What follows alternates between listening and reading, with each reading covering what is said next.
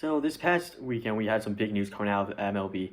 We had Corbin Burnes, one of the best pitchers in baseball, found himself a new home. And that puts this whole Baby Birds era in Baltimore under massive question mark. And we see the last 3 years, let's call it the Rutschman era. The Orioles have been very good. They're 275 and 211. They're putting up 4.66 runs per game. They have all the offensive talent in the world. However, they just don't have a single playoff win in this span. And this window might be closing after losing Corbin Burnes. Because if we look at their pitching staff last year, we had obviously their ace, Corbin Burnes, who was incredible, 32 starts, 15 wins, 9 losses for 2.29 ERA. And now if you take that off of the staff overall in general had a 3.94 ERA, which was the 14th best in baseball, and they're getting their closer back from Tommy John next year. But still, if you look at their starting staff, you have probably the ace of rotation now is Albert Suarez, who last year had 24 starts, a 9-7 record for 3.7 ERA. And then we have Zach Eflin behind him, 28 starts for 10-9 record, 3.59 ERA.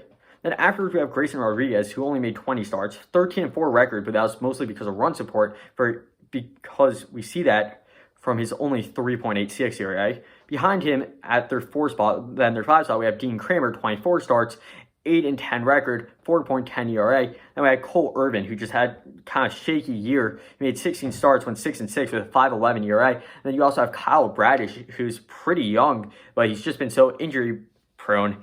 And he only made 8 starts last year for a 2-0 record, 2.75 ERA. So if he's healthy, he will be an ace. But Corbin Burnes was really the only one on this Baltimore team who showed up to play in the playoffs. And my question is, has this Orioles team kind of blown their championship window?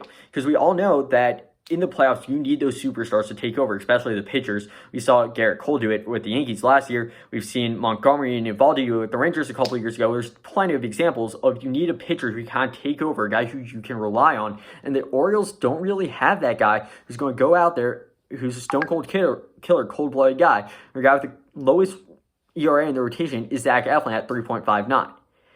But it's not beyond them to re-sign somebody. And I was actually really surprised that they didn't re-sign Corbin Burnes, because David Rubenstein's net worth is $4 billion US. He has plenty of money to work with. And the Orioles were well under the CBT in 2024, so they're not in fear of being taxed a ridiculous amount of money. And they're $112 million under what the CBT is going to be for next season. So they have plenty of money to work with. So I guess they just decided that re-signing Corbin Burnes just wasn't a good enough investment. And now the Diamondbacks, who got Burnes and they just got Josh Naylor, are going to be a very good team. Well, you have to keep up with the Yankees and the Red Sox, who are on the rise, and the Rays, who always find a way to put together a good baseball team, and the Blue Jays, who I don't believe that their core of Vladimir Guerrero and Bo Bichette is going to work, but they always seem to have some type of hope.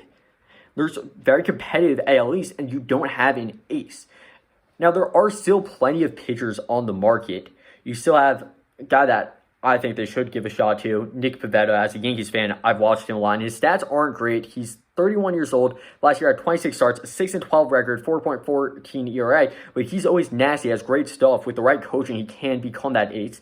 Then you have Jack Flaherty, who was incredible in the playoffs. He had made 28 starts last year for a 13-7 record, 3.17 ERA. Those numbers aren't too far behind where Corbin Burnes was. He had an incredible bounce back here, and if they brought him in, he would instantly become the ace of this rotation.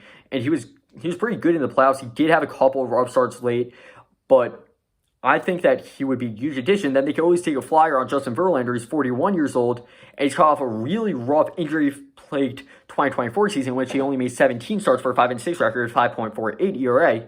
But Justin Verlander is a first ballot Hall of Famer. He's easily going to be one of the greatest to ever play the game.